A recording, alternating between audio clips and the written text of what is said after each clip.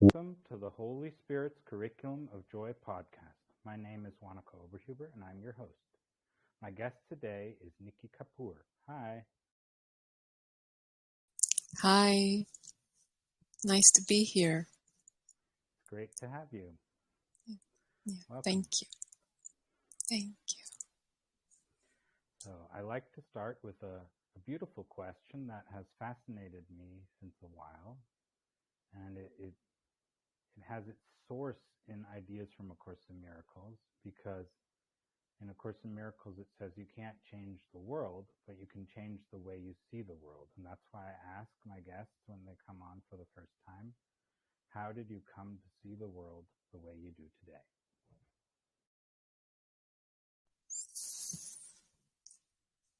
Wow. That's a really good question. I was sitting with it, after you shared about it, you shared the question with me. And to be very honest, I think things really changed for me when my connection to my indweller, like the divine, personal divine, or the presence started to grow. I think when my higher self showed itself to me one day, and that was a life-changing experience. It was a very funny one, but life-changing. And after that, nothing was the same. So the awakening experience really skyrocketed, and the way I saw the world before, it all started to fall away. And clarity came in. And when my teacher came into my life, this relationship skyrocketed even more because they encouraged nurturing connection to your personal divine, or to the divine, that the form that the divine takes for you. And the more that connection grew, more clarity just started to take root, more authenticity, love, peace, all those states that we all actually seek, they became reality. And as they became reality, like consistent reality, and mind interference started to stop, I could see things for what they were and experience the world and its that immense beauty, heaven on earth. Yeah, and feel the love and connection that we share with everything, and preciousness of life, and the gorgeousness of everything we experience, no matter what it is. So I would say it was really the presence, the bond with presence. When that came into my life, everything changed. So, yeah.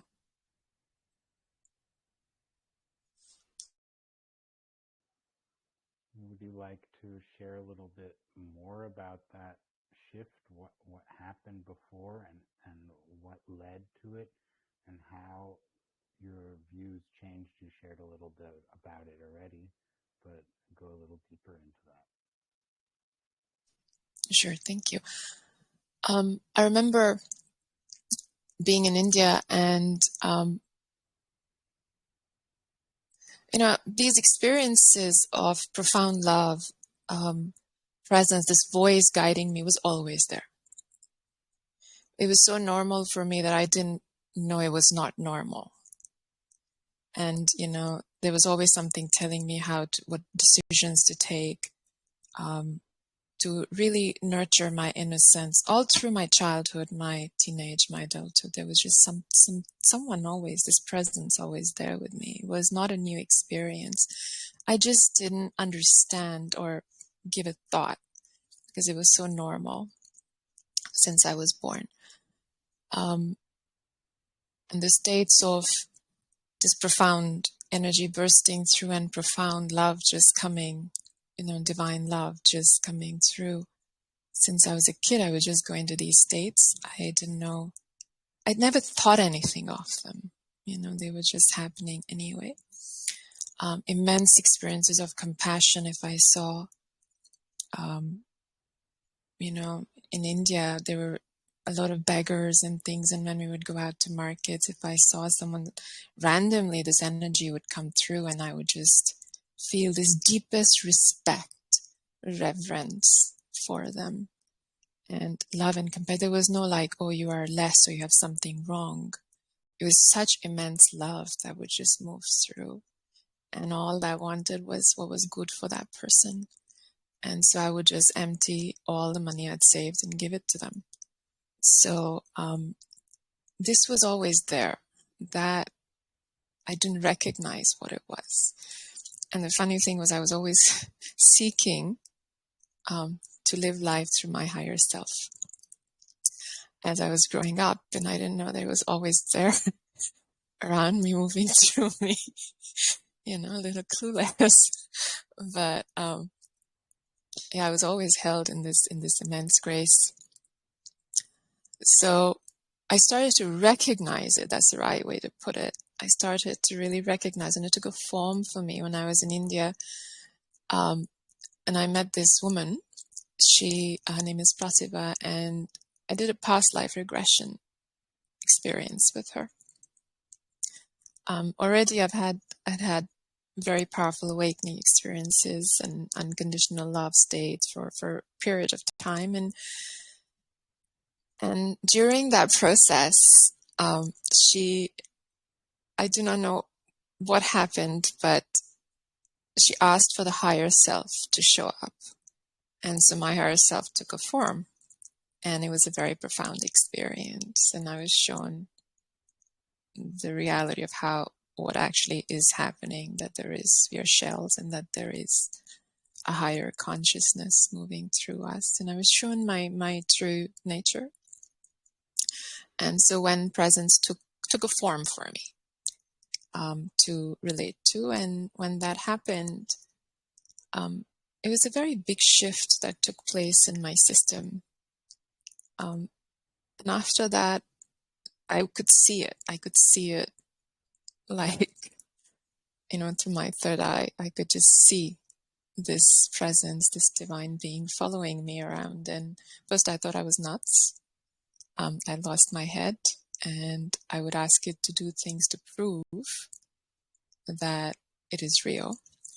And so a relationship started to build between us. And I think after that, my journey was not the same, because a lot of doors started to open, a lot of doors to take me where I needed to be here today, and to be doing what I'm supposed to be doing. And a lot of, things shifted in my life. From that, I live a completely different life today than I did back then. So, and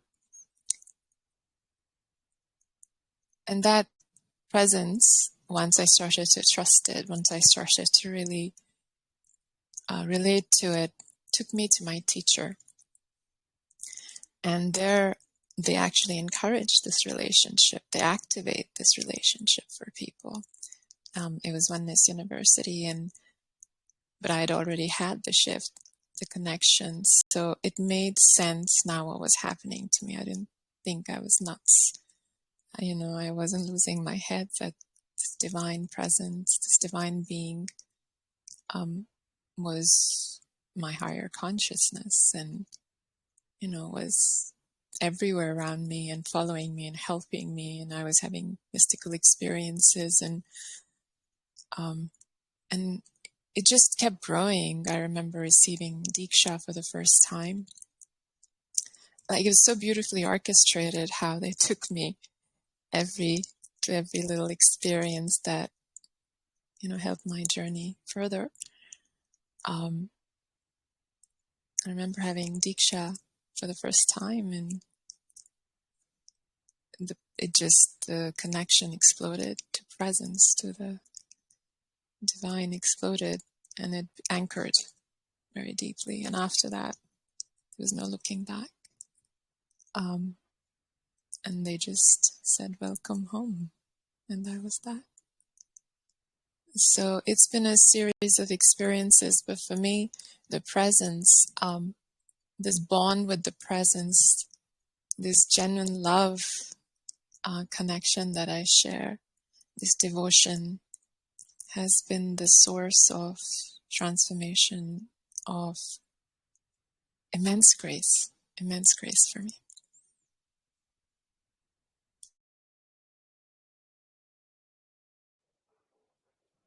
Thank you. That's great to hear this step by step journey, even though you say it always was there. At the same time, you were able to discover more and more levels of experiencing what was there already all the time. So, I know I'm using a strange sentence, anyways. So, in A Course in Miracles, for instance, it says, heaven is within you. Now, this sounds a lot like it because what was happening within you changed your experience of what you saw outside of you or experienced outside. So-called outside, of course. And Course in Miracles says there's no outside. It's all within us. But anyways, yeah, so that went deeper. And now you've told me that you've written a whole book about something or other of this journey and what you would like to share with us. Would you like to share some of those messages or recognitions of who we are that you are sharing in that book? Yes, thank you. Yeah, this book came actually from this connection. It is the message that, for me personally, in my journey, the discovery has been that when we do our life from this bond, this beautiful connection with source, presence, whatever word we want to call it, life is actually quite magical. So this book, Presence and I, is meant to help people understand that, ultimate purpose of every soul's journey is to discover presence. That's what we are doing here. And life is the canvas or the dance floor. If we saw life as a dance between the self and the presence, and it's life is a dance floor where we do this journey. Every moment of life is every experience is a chance to either get closer to presence or move further away. So depending on how we choose to engage with the experience. And that's really what we're doing through the lifetime, is either getting closer to source, to presence, to divine, or moving away from it. And neither is right or wrong. It is just the experience that's happening, and our soul's purpose is to get closer to the presence. And that's really, the book is designed to help people understand what takes us away and how we actually get closer, so we can do this dance more beautifully and fulfill our purpose, our ultimate purpose of being here.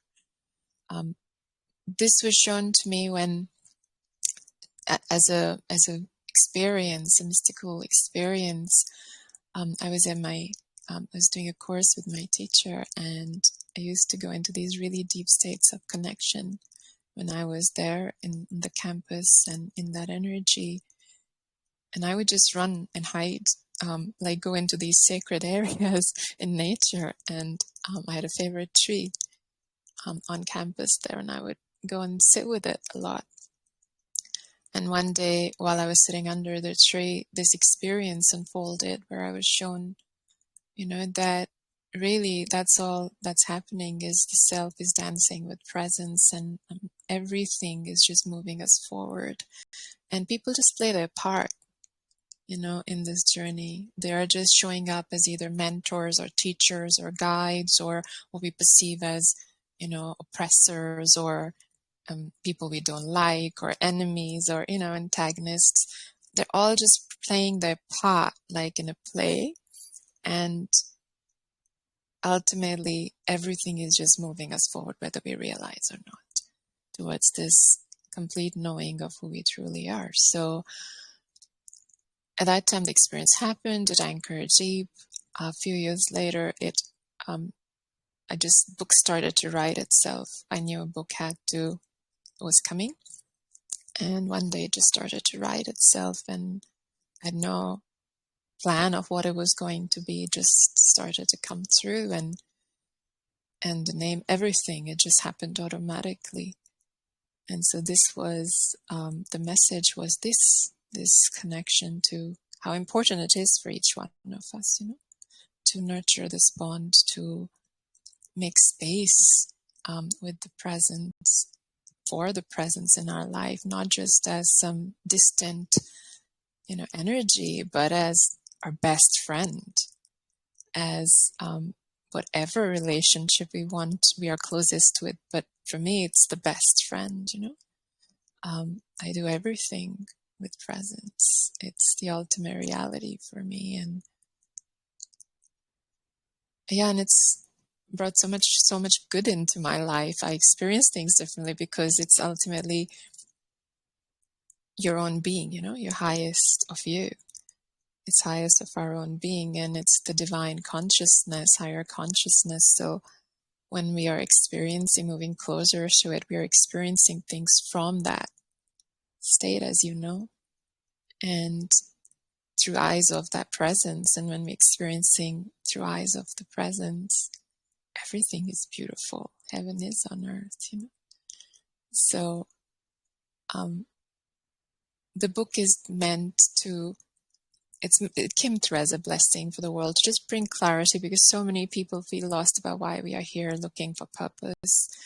And if they brought presence closer, if they made space for this in a very everyday life sort of a setting too, and built a relationship, life would flow much more easily for people. And so I think the message is just demystify God, so to speak, and make it a real friendship. So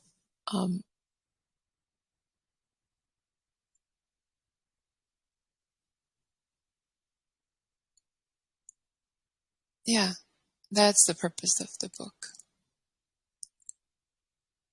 to help people bond with their higher self.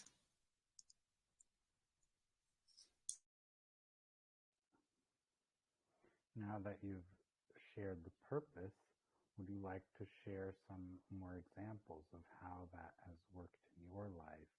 For instance, you may have had some career changes, or I don't know, whatever else happened, or relationships changed, or what happened due to your new recognition of who you are and what your purpose is.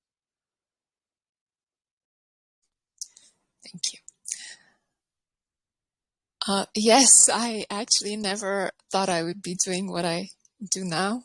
I had huge resistance to it. So now I mentor and I teach people this, awakening and how to transcend the mind, go beyond the mind, and tools to help navigate the inner world and things like that. Everything that I realized. So yeah, everything changed since this connection came into my life and my journey happened. I'm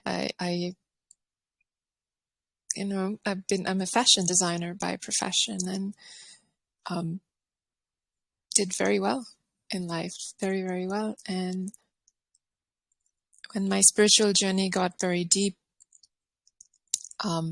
everything changed, and I was shown what I was supposed to be doing, actually, instead. So a diversion took place where, when you find your calling, you have to follow it. There's a fire that lights up, and then there's no, as you know, the same thing I think happened with you. You were told, right, what you were supposed to do, and when the beauty was already happening, just through the journey, through this connection, so many miracles all the time, even before I realized what I was supposed to be doing with my life.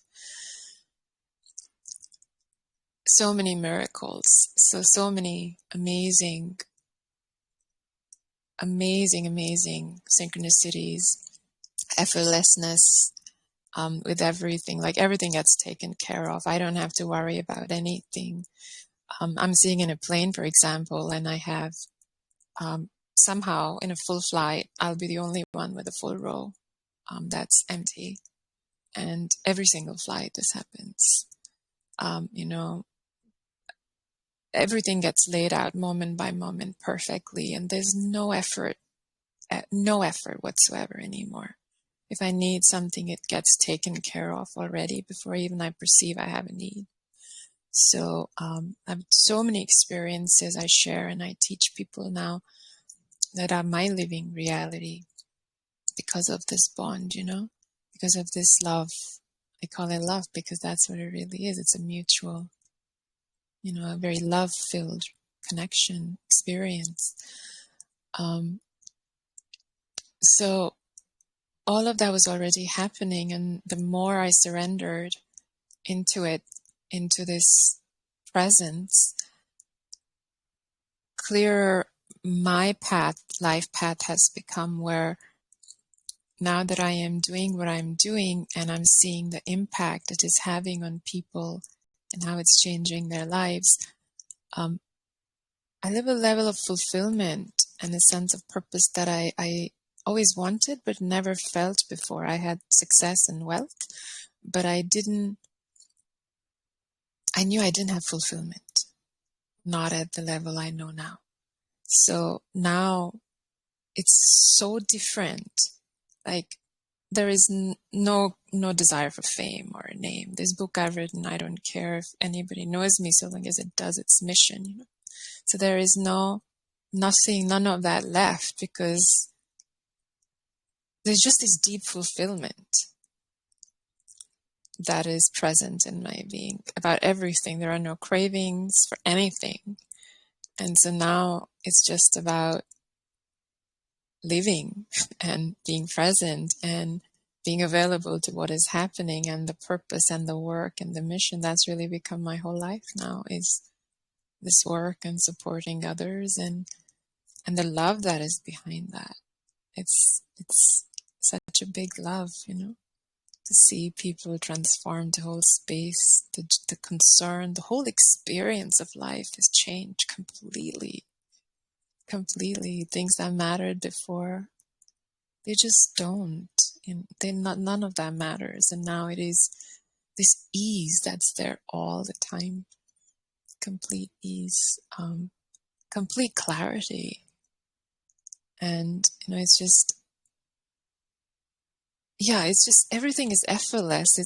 I don't even think about this now. You're asking me this question because it's become such a normal way of being.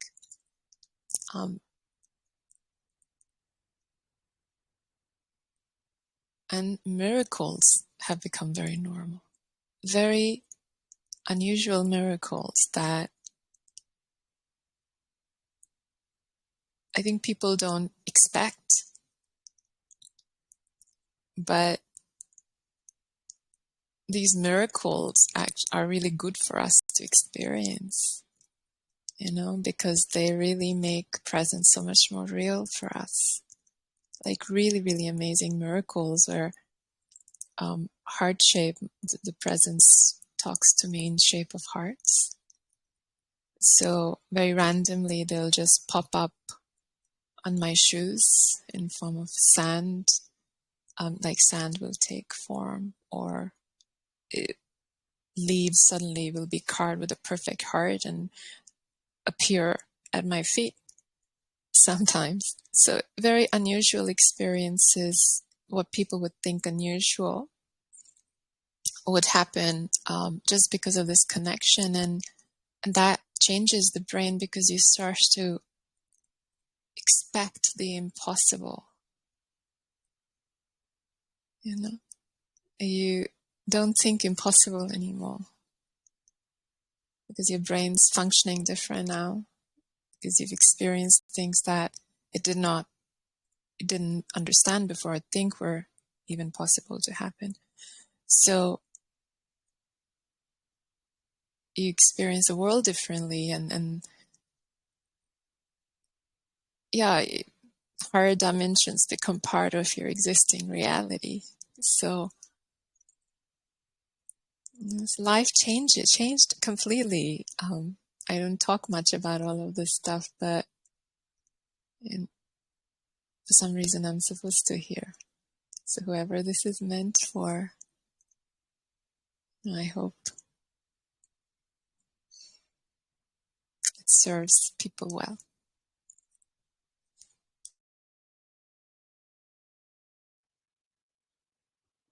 Yeah, I think there's a lot more we can unpack about this, but I don't know if we should at this moment. Let's go more into the way of seeing things, the ideas behind it, the feelings behind it, and the reasons why it makes sense to see the world in a way that is joyful.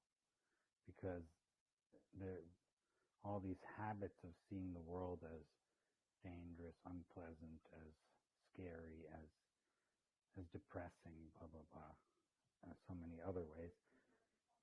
What would you like to share that would might be able to ease this transition for those who who don't think it's possible or are just starting to have an inkling that it might be possible, but it isn't yet their experience?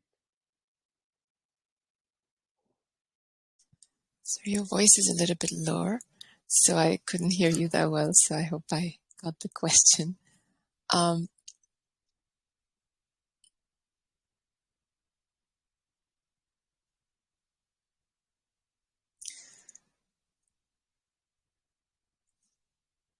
So if, one of the things I share with people when they are just starting out on their journey, or they're just starting their transformation and the shift hasn't really happened that much for them yet, is that if you really understood life or everything as an experience of, either a good experience or not a good experience, right? So life, we have a choice point at any given moment. That's what we are doing all the time, is we are choosing. Right? We're constantly choosing. Either we are choosing beauty or we are choosing to experience things in a negative way or a difficult way. But it's our choice ultimately. So we all have a choice point. We will either go the path of listening to the stories of the mind, or we will go into higher consciousness, so limited consciousness or higher consciousness. The situation will become what we choose. Even difficult situations will become what we choose because the situation is neutral. And if we choose to look at things in a joyful way, in a beautiful way, and then we're actually choosing a reality that's more beautiful, because it's not only the experience that we are choosing to suffer or not to suffer, but we're also choosing an outcome each time when we make a choice. So if we go the path of the mind and suffering or negativity, we are going to attract more of that. More suffering, more chaos, more challenges. But when we look at things from the point of view of joy, when we look at it with positivity, acceptance, or faith or trust, we actually attract outcomes for the same situation that are anchored in that, anchored in more beauty. And we are creating our reality every moment through these choices. So it's really important that we understand that we can choose, that we have the choice, and it's actually not hard. Even though people think when the mind comes in, if you have the right tools to navigate, it's not that hard to choose the consciousness. Once you start to understand that you have a choice, that you have the capacity. For most people, the stuck point is that most people don't know they have a choice, right? When they're starting out their journey. And if they have a choice, if they even get that they have a choice, they don't believe it will work or they can do it. So those are the two biggest limitations. Once they get past those two limitations and they actually see you can do it, there are some easy, simple tools that I've taught people, and I'm very happy to share here as well. Once you know you can do it, everything changes. Then people just start to. They just start to make the choice that is going to take them towards more beauty, towards more peace, towards more joy. And then they start to not be afraid of reality or life, because life is a friend. It's not an enemy at all. We are, through our perception, we make life into something it's not. I remember when I was young, my mom used to tell me, life is hard, because that was her experience. And I started to believe that growing up. And I remember creating hard experiences for myself as a result of this belief, this core programming that got into me. And when my shift started to happen, and presence, the first thing that presence did for me was to start to help me see the effortless flow of life through miracles and through synchronicities, through how much beauty actually exists. My nervous system could relax, and I could stop coming out of the programming that had been put into me that life is hard. And it is hard because there was negative consciousness in me. If that was not there, and the consciousness was more in flow and more in beauty and more in harmony, then life would not have been hard. It would have had challenges, but I would have been equipped to deal with them from a very beautiful place, right? So this was, as my perception changed, my life experience changed. So I've gone from thinking life is hard to that it is the most magical red carpet, magic carpet ride there is. And so, and I am grateful for all these experiences, because they've helped me now support people who believe what I believed before, who experienced the hardship. But it's really up to us in the end to make that choice, whether we are going to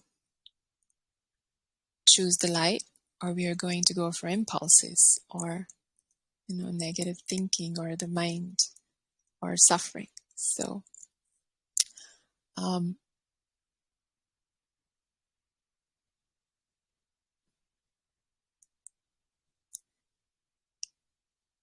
it is not hard to do this. It may seem sometimes challenging only because we don't trust in our own capacity, and we don't understand that we are stronger and more powerful than any thought that limits us. So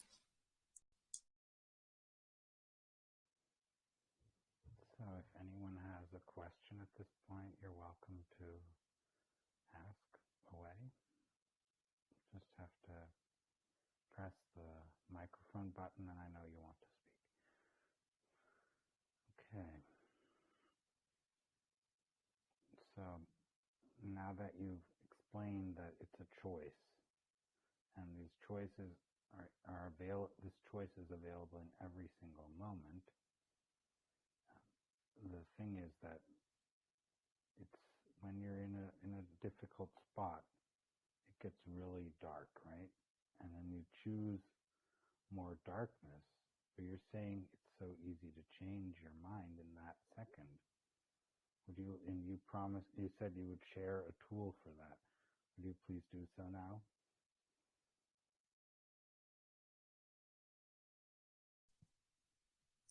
Yes. One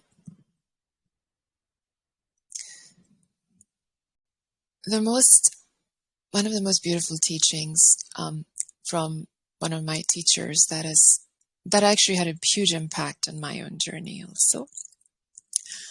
I had a strong connection to presence, and a lot of realizations and all were coming, but this one single thing made a very big difference to my journey. So the simplest thing to do, and this is my teachers are Krishnaji and Pritaji. They are children of Sri Rama Bhagavan. They taught the importance of really being present to your state of being.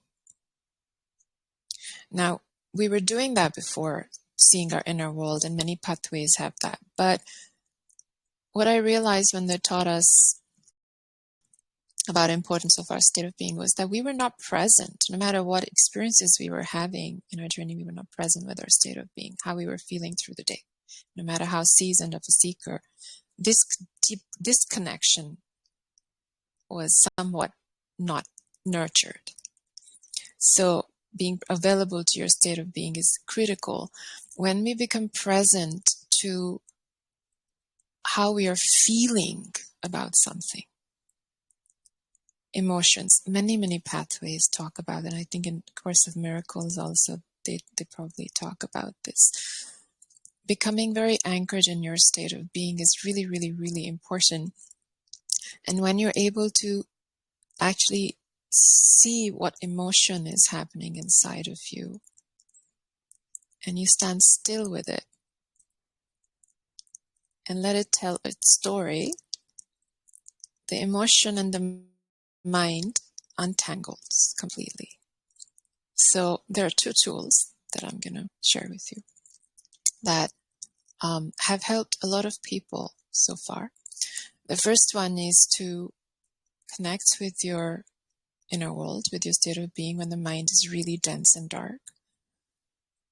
Breath, of course, start with 3, breathe 3 or 4 breaths. Take 7 if you need. Anchor into your system. Feel your body. Feel your state of being. Connect to the emotion. It might be one or multiple. Connect to the emotion and really become present to the emotion. Identify where in the body it is. Where do you feel it? This is very important. Identify the location. Identify and become present to it. So if there is fear in you and it is in your belly, become very present to this fear in your belly. And start to see if it has a shape or a color. If it is moving or it is standing still. And if there are any words coming, like it might take a few seconds to each of these things, and see if there are any words coming from this, shape or this color that you are seeing. Allow whatever this energy is speaking, allow it to speak. Just observe if it's moving. Our job is just to become very present with it and allow it to speak its truth. Whatever it is, we are not to resist this. We are not going to fight it. We're not going to judge it. We're not going to get caught up in it. Let it speak. And usually it just says few sentences again and again and again. Like, nobody loves me. I don't matter. Nobody cares about me. Nobody loves me. I don't matter. Nobody cares about me. I don't like this. There are certain sentences that ultimately it's saying again and again and again, with a few minor additions here or there. So if we become really present and we let it speak its truth, and it doesn't matter whether it's a child or a seasoned seeker, I've seen the same thing happen. And I worked with a 10-year-old child with this, so it works. It really works. When we stand still with it, it untangles. It completely untangles. And suddenly the voice stops and the dense dark energy becomes pure white light. And the emotion almost disappears or becomes very light. And I worked through people who had really strong programs, charges, and traumas. And they kind of shifted out of immense pain and suffering within less than a minute, sometimes 2 minutes, using this process. So once they learn that they can do something about the suffering they're experiencing and not in just a few minutes, something shifts in them. They start to understand that they don't have to be subjected to the darkness of the mind or the thoughts that's suffering that has been gripping them for a big portion of their life. So this one tool really works and helps them see that there is a way out, that there is a very simple solution. And then the other tool is very easy one. You can do it anytime, anywhere, once you connect to the emotion or sensation in the body. Whether you can identify it clearly or not, you speak to it. You go to it, you focus on it, and you say, so what? You keep saying, so what? To this energy. You feel you have to connect to it, though. And as you keep saying, so what to it, it's automatically working itself out. We don't have to even hear what it's saying or anything, but this tool really works. And it helps the energy quiet down. And this is a shortcut tool for instances that are not as intense or difficult. And when we don't have time to sit down and really focus on, the emotion and the energy, the color, etc., or we're not able to go there, then the So What tool is actually a very powerful way to help the energy shift from a dense space into light. And when people experience that shift in an easy way, something changes in them. So the purpose of these tools, especially the second one, is to help people understand that we don't have to be afraid of the suffering that we experience, because it's only thoughts. That's it. And we can think the thoughts and we can become free of them. We have both capacities.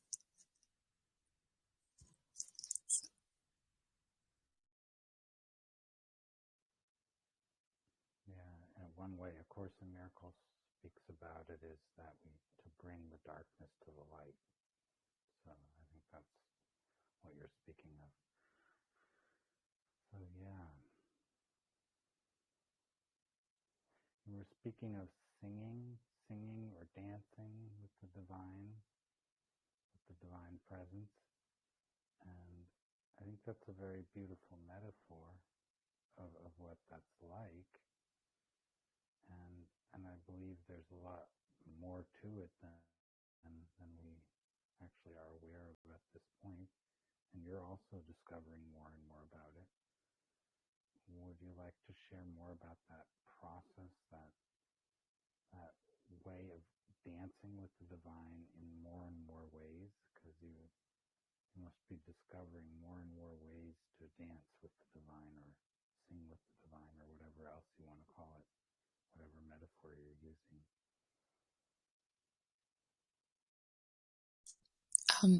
For me personally, or just generally for everybody? We can start with you personally and then expand to generally. Okay, sounds good.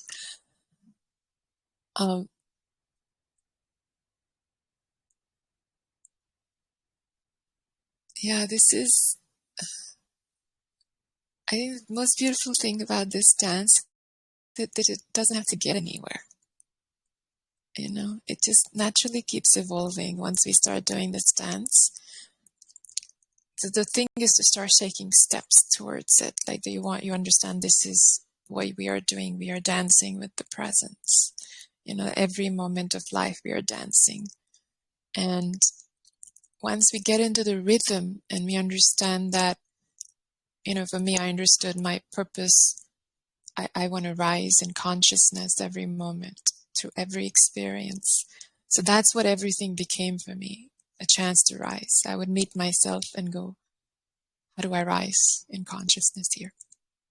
What is being asked of me? And that is why my journey became so beautiful, was because I was unknowing, without even knowing this that I'm now writing about,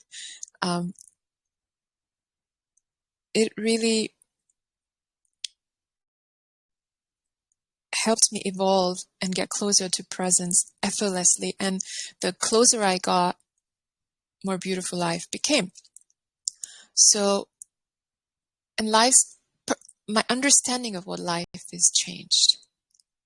You see, it isn't this horrible, evil thing that is trying to get me down. It is actually something very beautiful that's filled with so many gifts every single moment.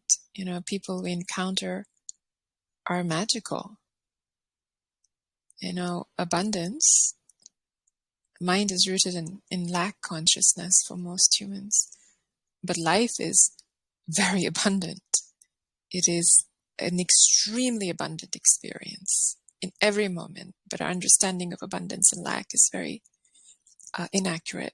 That's why we think we have lack, but we actually don't have lack. There's no lack. So our true wealth is everything around us, you know, the people, their gifts, their beauty. There's so much help and support all the time, every single moment. From when we wake up till we go to sleep, we are taken care of. Is how much do we do on our own, you know? How much do we actually do to create anything like our food, our furnitures, our clothing, our cars, our infrastructure? We have not created any of it, right? So it's all done by so many people. It's done by someone's intelligence, and there's so many people all the time contributing to our life, but we don't ever pay attention to that because we are not in a state of consciousness to see all the goodness that surrounds us, because we are lost in very lack-oriented mentality. Even the spiritual seeking is very lack-oriented because it assumes something is missing or lacking. It is, but you know, now if we shifted that into a consciousness, into a view of seeing opportunity, of seeing hand of grace, of seeing the goodness of life, life is a friend. If we started to really experience life from that point of view, then we can see more. So Dance with Presence really has been that unfolding. Me choosing to rise in consciousness led me to see what I didn't see before, the abundance that surrounded me. Things that hurt me in the past, you know, what I would have thought of lacked, like parents or, you know, things like that, what they didn't do for me. For instance, if something hurt me as a kid. Now I see how every person in my life is perfect. Their gifts and talents are absolute matches for me, and I'm so immensely grateful for all they bring to my life. And I don't have any desire to change anybody anymore. You know, my family is very different from me, very different, and their life choices are very different, but I don't have any desire to change them. I just want them to be happy now. You know, I want them to be blessed and do well. And, you know, I would love for them to experience things the way I do, but no desire to change anything. Now I can love them. Now I can accept them as they are and see all the good they hold and enjoy it. You know, really enjoy all the beauty that lives in them that I wasn't capable of seeing before. They never lacked it, just my eyes were shut, you know, because the view was very tiny before. And so through this journey with presence, this dance and rising, choosing to rise, choosing to improve, this dance has, and growing my consciousness has changed my experience of the world. Heaven is truly on earth. You know, it truly is on earth, and every speck of dirt is gorgeous. You know, every there's no imperfection. So it's almost now that I understand things without even needing to understand them. There's no effort anymore. And this is all because, and it's continuously evolving. It's not like there's an end point. Even in my relationship with people I'm close to, there's this constant evolution that's taking place in how I see, perceive, feel them, and in my own relationship to myself also. So to life. There's always an edge, you just kind of sort of keep growing, you keep meeting, and life keeps evolving. And so I don't know if I answered your question or not, but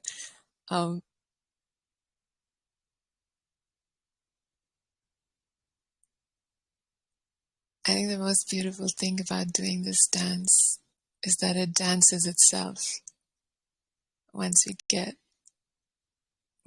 it, and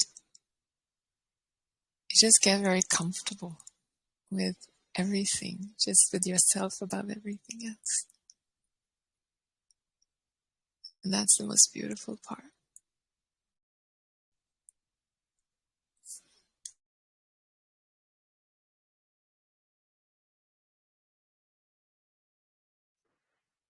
Yeah, so another question is, this dance, is it a dance that you can live and experience in every profession? Just because there's, in every profession, because some people may be asking, oh, I'm this, I'm that, can I dance this dance in the profession that I'm in, or do I have to change my profession like you did? Or what is the story with this dance with the divine?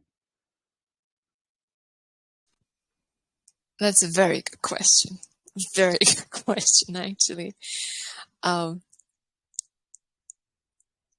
Yeah, I mean, that's your purpose. We are here to dance this dance, and whatever setting we've been put in is the perfect setting to refine the dance, because what is the dance?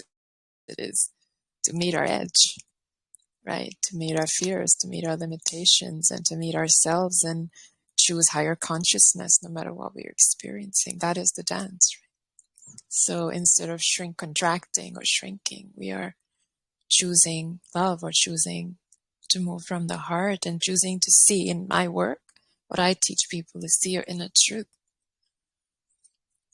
It's all about your truth. It's not, the world is not wrong. It's our own self-centric activity that is disconnecting us from what's taking place. So the better we get at seeing our own inner activity and the chaos in our own being around what is taking place, then,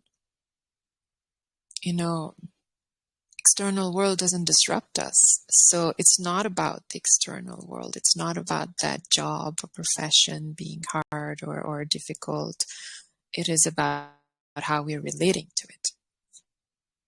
Right? So if we learn to relate to things from a space of gratitude and grace and allowance, then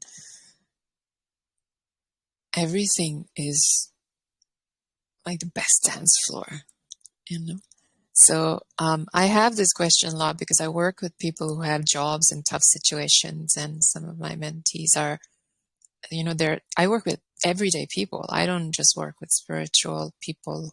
My job actually is quite a bit with people who are either starting their journey or doing their deep spiritual journey in corporate world, or in, as moms and as wives, and so they have responsibilities. So these, I tell them the same thing. It's not the other.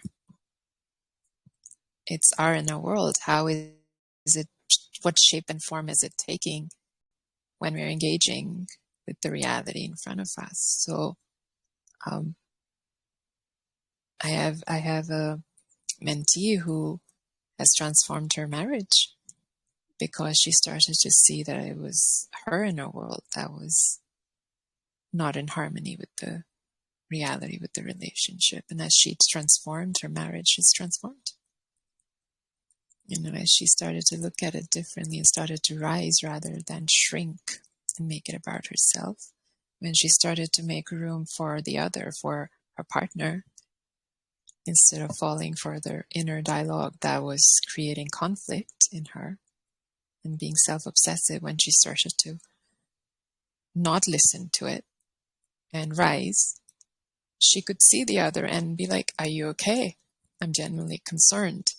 Because people don't behave badly unless they're hurting in some way. So when we can make space for them, then beauty is going to come from that experience anyway. So people in tough professions, all the better. They have better chance and opportunity to dance this dance even more beautifully than someone who doesn't have as many challenges. So I think it's about falling in love with what's in front of you.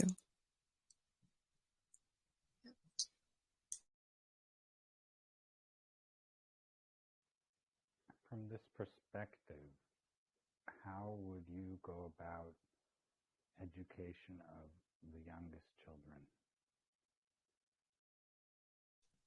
Thank you. That's another very brilliant question. Thank you. I love this one because the younger generation is like my passion to support them in this journey beautifully. So I have the honor of mentoring a very young girl, 10. I started with her when she was 10 and now she's 12. And children are easy to guide. We can't guide them in the same way with the spiritual terms, but they're very easy to guide. They get it much faster than adults do. So even the young adults I work with, even teenagers, they really get it because there's not much crowding or cluttering their inner world yet.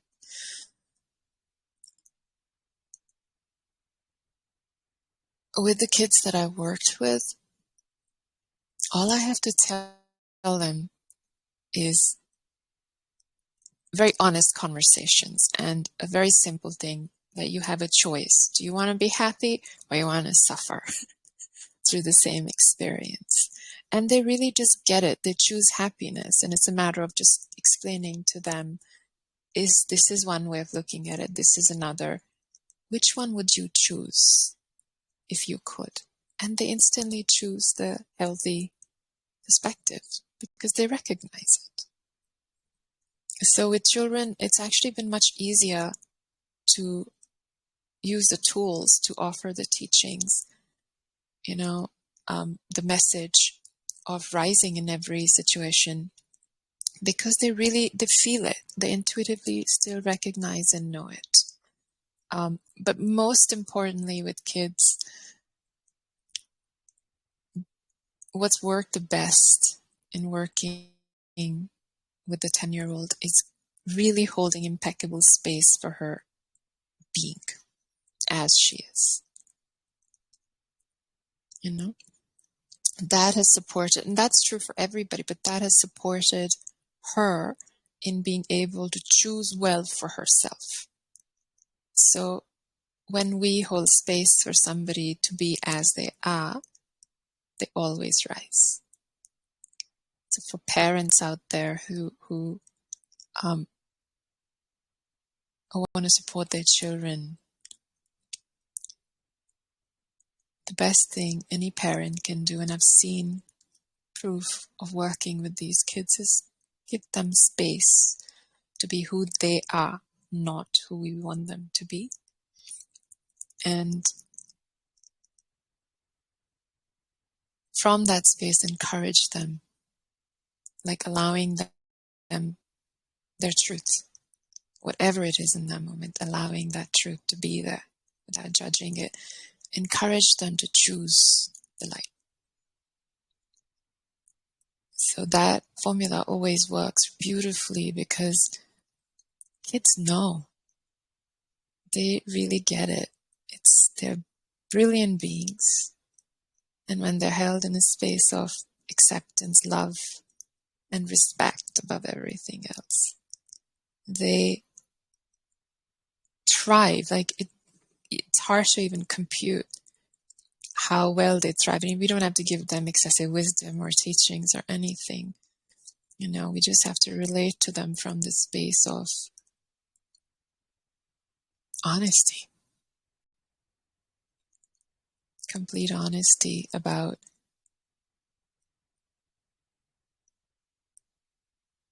with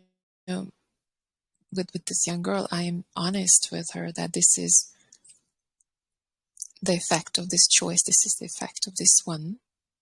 Which one would you like to experience? And she gets it. It's very simple. It's very simple with kids. And you never have to tell them twice and they fly. So, and they get the tools, they get the wisdom, but kids can't be taught. They have to be held. They have to be held, and we have to talk to them and let them choose. You have to teach them to choose.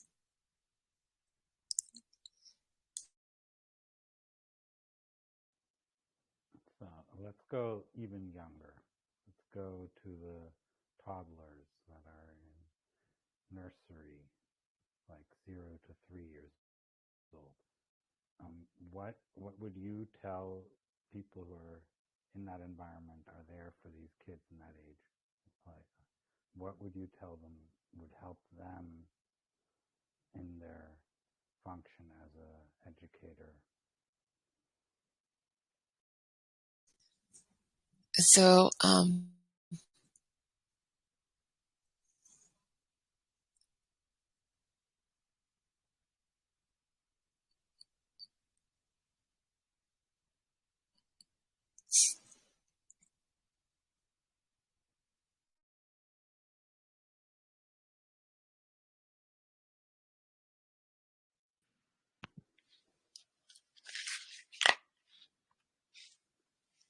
sorry about that. I lost connection there for a bit.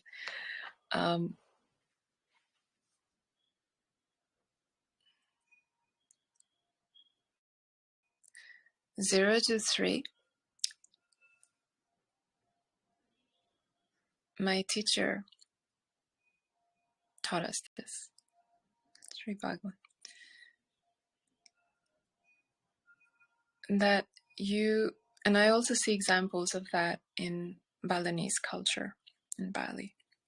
And a lot of ancient traditions follow this, that when the child is from 0 to 6 is when most of the core programming is going to take place in a child. That's going to decide their destiny. It's a very critical time. So when a child is in that age from 0 to 3, they are literally like a blank canvas that we are constantly programming, right? So we are putting our values, our own programs into the child. So, and we are teaching them to either live life with love or live life through fear, through our own, words, actions, our own, how we relate to life, and what we tell them do or don't do, and how we tell them do or don't do. This simple thing is very important. Are we strong with them? Because a child's brain is not wired, it's very fragile. It creates trauma when children are treated harshly. They're not wired to be treated harshly.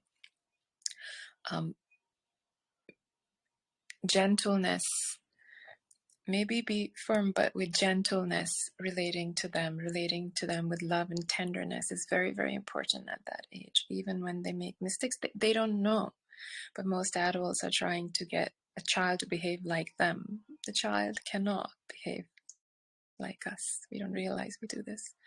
So holding a child in a space of complete allowance of what they're experiencing and not making that wrong is very important. Because often incomplete experiences become programs or charges in us. So our cultures teach us that don't feel what you feel, don't behave this way in public, or don't express. When the child is crying, parents get upset either because they don't want to see the child hurt, or they feel it's not polite if they're in a public place. But the thing is, the child's experience has to complete. Child has to be held and allowed to have the full experience that it is going through in order for that to not become a charge later.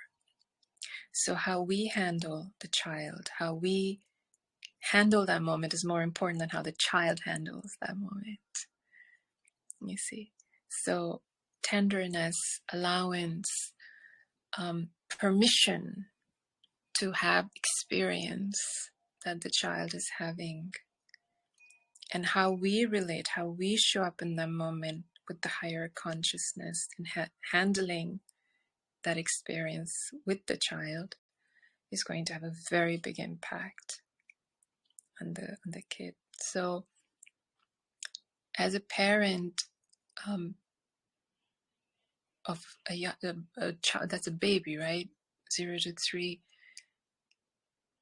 it's about choosing to rise in consciousness as a human when you're relating to something you're so not prepared to relate, to take care of, handle, you're learning your way through.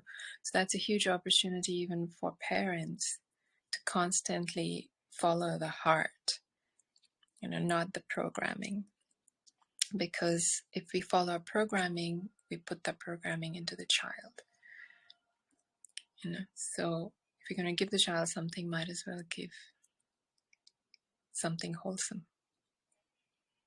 So does that answer your question?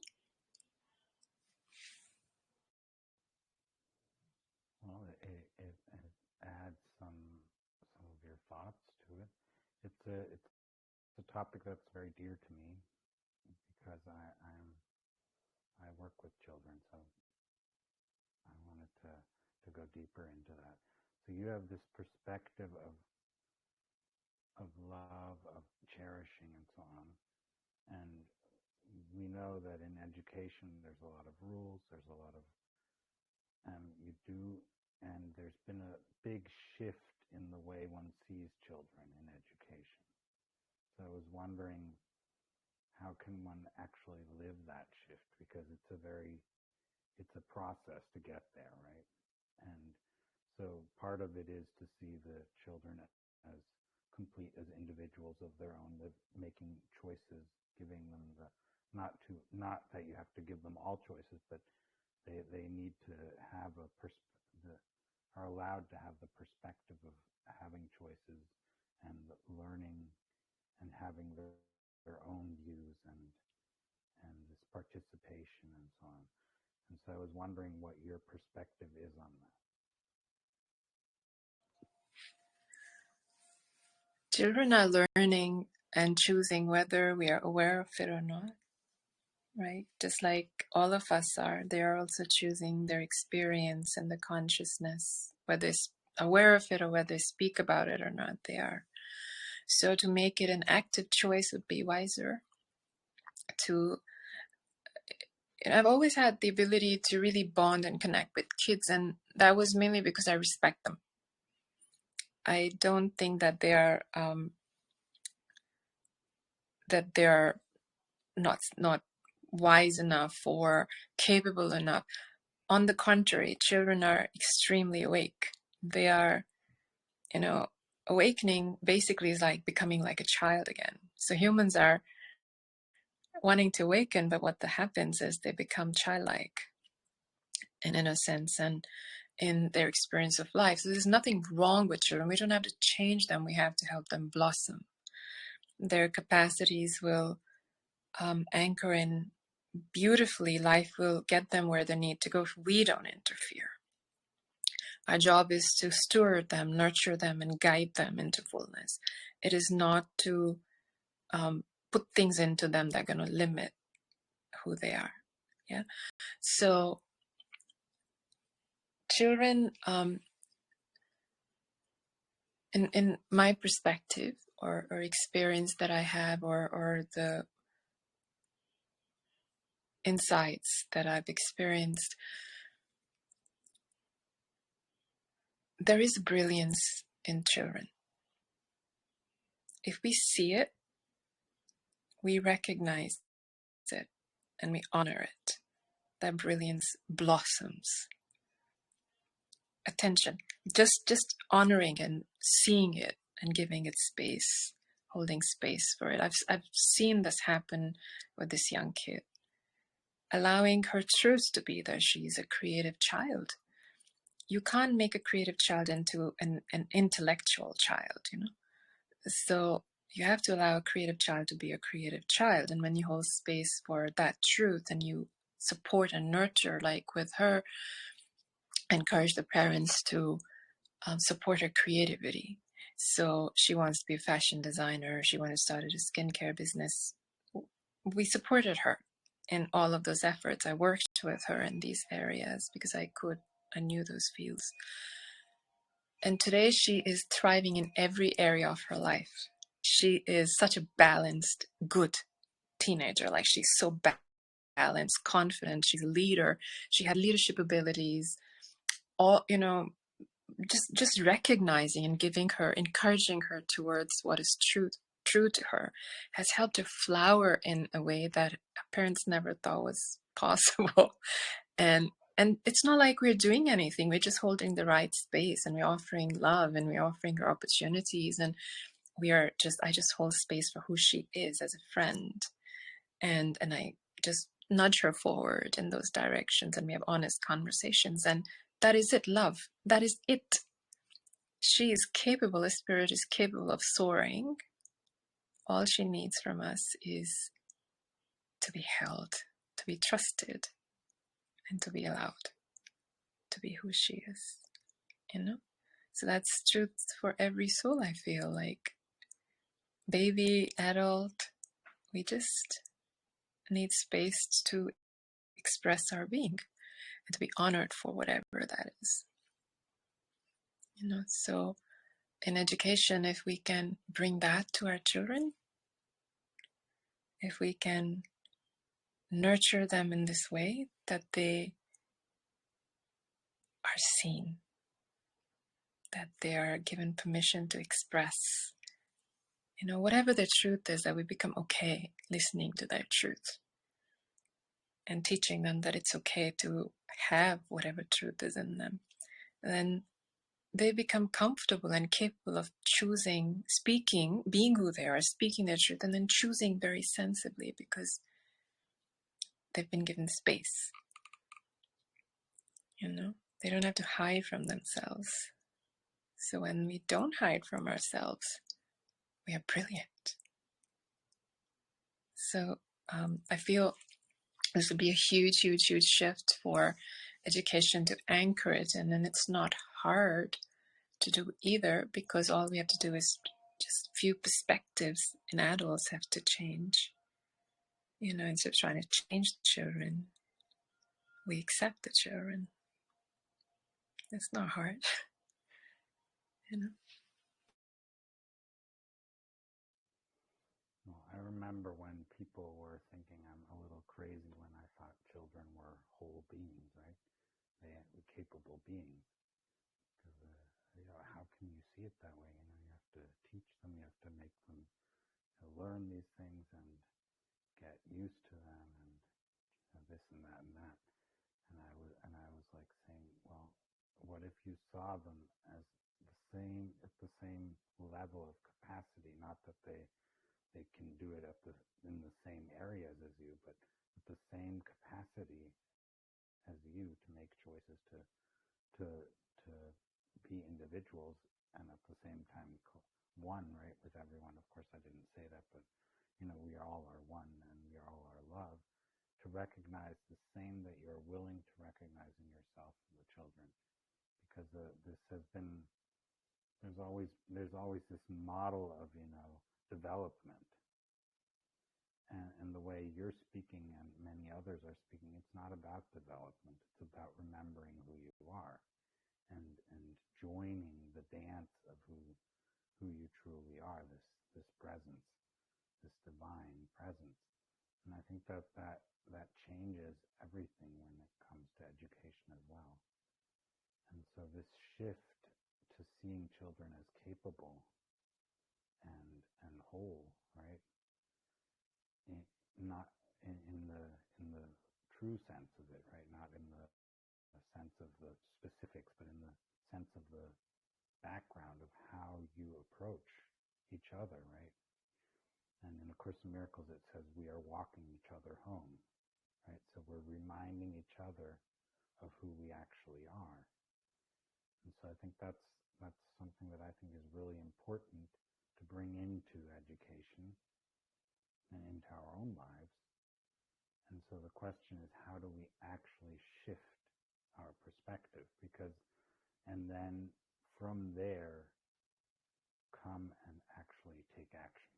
Because the taking action, as long as we haven't shifted, it's a lot harder to actually take action in that way, because we don't have that many examples of it, right? So we're still dealing with the previous view about children and the actions that come from it, because we haven't shifted completely.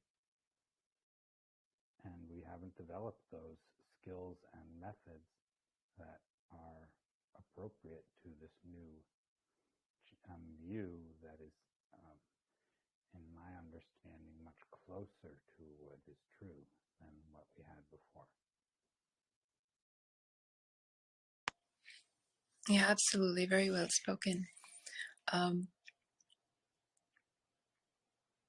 think it's more than changing this. It's not the children, we have to change, right? So in order to serve the kids correctly, we have to evolve.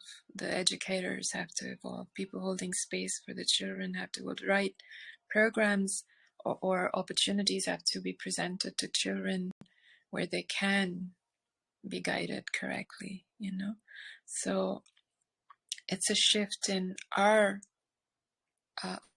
understanding that needs to happen first. And at a social scale, I think it's a matter of taking initiative to get the programs out to educators that retrain educators to, go inward and understand the importance of rising in consciousness themselves, to get right knowledge. That is the big work, is to get right knowledge to the right people, so they then can do the work they are supposed to do, come into the right space of insight, and from there, then they create change in the system. So the first step would be to start supporting people who impact children with right knowledge, right tools to share this wisdom, to take, conversations like this to them, to take these perspectives to the mainstream. And that's why I think a lot of my work is with the mainstream, is to bring them into this new level of awareness. So, and not in the context only of spirituality, but in everyday life. That's why the book uses everyday life in very simple language to help people relate. They're living lives. Not everyone is on a spiritual path. Not every educator is going to be spiritual, but they can innately understand wisdom. Everyone can innately recognize truth. So I think it's a matter of demystifying and making it very, very, very simple and easy and accessible to people in the way they relate and understand everything that we talk about, everything that we live. So that languaging is very important also. Taking it out of context of, just the spiritual path is very important also. So people can start to use the same language. They can connect at a level of that's common to all of us, which is life, which is our humanity. And love, we all love our children. People just don't know. They think they're doing the right thing. They don't know anything different, so they use what they know. Our job is to get right knowledge to them. That's the biggest service we will do in a way that supports them as they are. You know, we don't even need to change people. We just need to support them to do better. And so I think a deep honoring of each other is very important, and getting right tools, right knowledge, right information out into the world, into the right hands is very important right now. So we don't damage our children further. We start to give them the already evolved, amazing, awake consciousness, wings to fly. You know, I have a friend who is a Buddhist Lama, and she has a young child. I've watched him. I'm his godmother, and I watched him grow. She never corrects or scolds him. She corrects him gently. So the mind doesn't set in. Mind comes in when trauma happens. You see, parents don't know this, so we don't watch out for these things. These basic ways, these core things were never taught to anybody. So people are raising children the way they were raised. But if people knew the right ways to do things, how to raise a child so it stays awake, it doesn't take on, you know, the mind game, mind suffering, or mind activity, unconscious mind. It's not hard to do. It's just you have to know what to do. So educators, if they understood that up till 7, you're supposed to nurture creativity in the child, not intellect. You teach them things, but you teach them in a way that supports creativity, play in them. That's how their being doesn't get strained, and it's okay to make mistakes. We don't give children space to make mistakes, you know. They should make mistakes. They should mess up paintings. They should be free to learn, because they're learning much more than we realize. Right? So it's our re-education that needs to happen with right information and right knowledge, so we can serve the children that are trusted to us by life. But the biggest premise again is we see life as a threat. We have to start seeing life as a friend, you know, we have to relax into it and in the way it works, not trying to force it to work. So those core changes have to happen in us so we can educate the children and raise them the way they deserve to be raised, which is with immense compassion and support. Yeah, there's a lot of writing involved in these areas of education. So um, I'm always wondering, is it really necessary to have so much documentation taking up the time in order to guarantee the quality? Because that's what's believed, right? You need to write everything down. You need to observe. You need to write down your observations. You need to plan from those observations and conclusions that you've made, and so on and so on. There's a lot of writing involved. And it surprises me a bit, because for me, the core value is your perspective, right? And you need to be relaxed, as you said, right? To let go of all this drama and worry and so on. And I don't know if it's true, but sometimes I have the impression that writing can also make that more of the drama, even though it's supposed to undo the drama, right? Because it's supposed to get you educated so that you actually make the right choices, and then there's much more joy for the children, right? And for the parents and for everyone involved. So where is the balance, right? Where is it?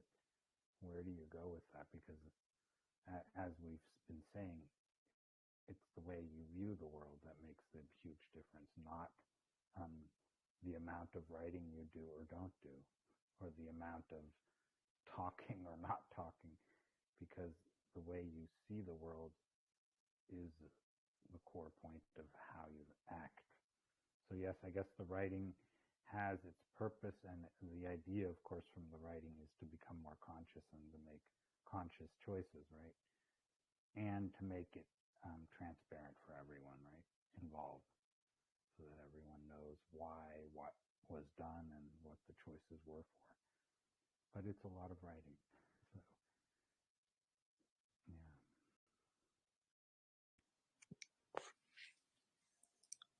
So a lot of our systems are coming from the mind has created. Mind likes structures. And it's really funny sometimes I drive around and I see how in the effort for convenience, we have complicated so much, like even our technology, all our infrastructure. We don't realize that we're creating complications. We're making things more complicated in our effort to simplify. Because life in this universe is very simple. Children are being, everything is very simple. And but through the mind, everything is complicated. It's nature. It complicates everything. So whatever we create through the mind is going to be a structure, because its nature is to create structures. And if we start to do things from the heart, from awareness, from that space that is more rooted and connected to higher intelligence, through presence, that's where we start to do things. As we are rising and getting closer to presence, and that takes over what we are doing, then brilliance comes through. And it's not complicated, because nature of presence is simplicity, as we know already. It will make everything simple and effortless. So because the mind is creating these systems in education and in politics and in society, it's complicated. So awakening, I think, becomes more of a requirement of our times, because that's the next evolution anyways for our species. So yeah, children don't need, I understand it's fear. It's fear-based systems that are making people do all the writing. But children need attention more than documentation. But this is not evolution of the children. This is really our evolution that they depend on. We have to evolve as beings in order to give to the children what they actually need, even the structures that hold them. We have to evolve first. So our awakening is priority for that reason. So now it's getting time to wrap up. So I would like to thank you for joining this podcast, to sharing your thoughts and your understandings and your experiences, and allowing us to join you on this journey home. And yeah, I would like to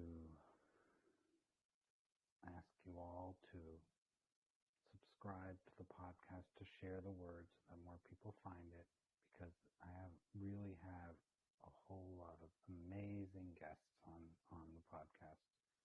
Every one of them has so much to share, and there's so much to gain by listening to it, that I really would love to see more people get to hear it. So this is my love offering. So I thank you so much, Niki Kapoor, for joining me and allowing this podcast to continue, because every guest makes it possible for there to be more available. And without you guests, no podcast with these types of conversations. So thank you so much. And yeah, till next time,